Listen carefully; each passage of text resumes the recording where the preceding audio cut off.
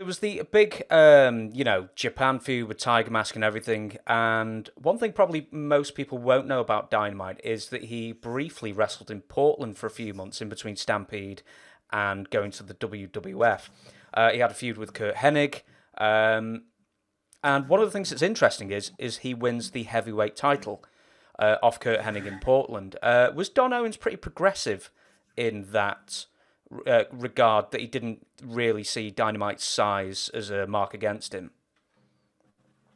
Yeah, Don was in there, and he lit the. If you had a young guys like Piper. Piper had a run there. Buddy Rose, guys.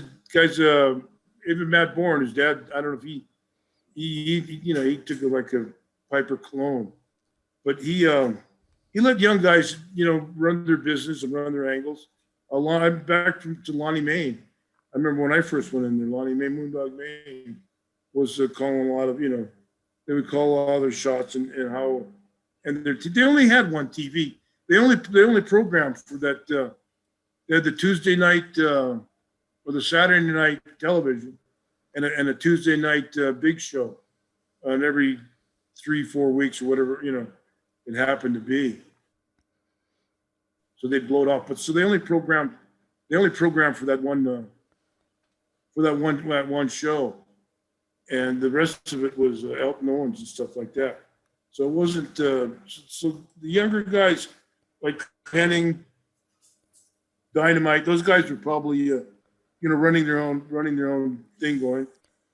Yeah, there was a couple more names that kept coming up in his brief time when he was wrestling there. So I'll throw a couple of names at you and see if you've got a story about them. One is Al Madrill. Yeah, he was American guy. I mean, Mexican American guy, either out of Southern California or Texas somewhere. Was fully Americanized and did a little bit of, I don't know if he worked a lot, did a little bit of Mexican style, but not a lot, or tried to incorporate it in his work, but he was more of an American style worker.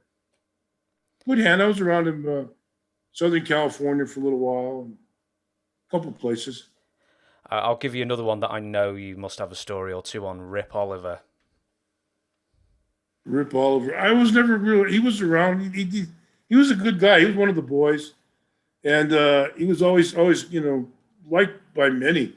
But I was never really around him a lot.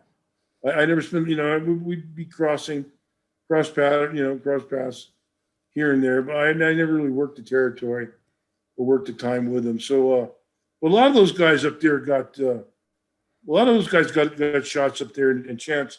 To run a territory, run a program, to see what's going on, to go from week to week. How are you going to build up? How you're going to move along. And I'll give you one more, and you already mentioned him, Playboy Buddy Rose. Yeah, Paul Pershman. Yeah, he was. He was from Minnesota. He would drive the ring truck, set up the ring for George Godasky. I don't know if he paid him or not, but after he did, he'd let him work out in the ring. And he was already doing those upside down bumps. He was a hell of a worker before. He was like 15, 16 years old. He was in the ring, and him and a couple of other ring guys. They'd have, pretty good little matches. And it was pretty good back in those days when wrestling there was a lot of variety, a lot of movement. Would it be right in saying that Buddy Rose was a bit of a party animal?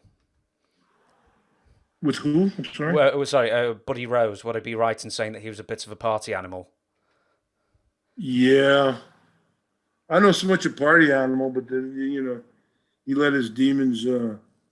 He got from a guy who never drank or anything. Never. Wasn't. It was really an unparty animal that he just became very depended on pills or cocaine or whatever happened to the flavor of the day, which is I don't know if it's usual, but I mean he had no No, he didn't drink, he didn't smoke, he nothing. It was soda pop.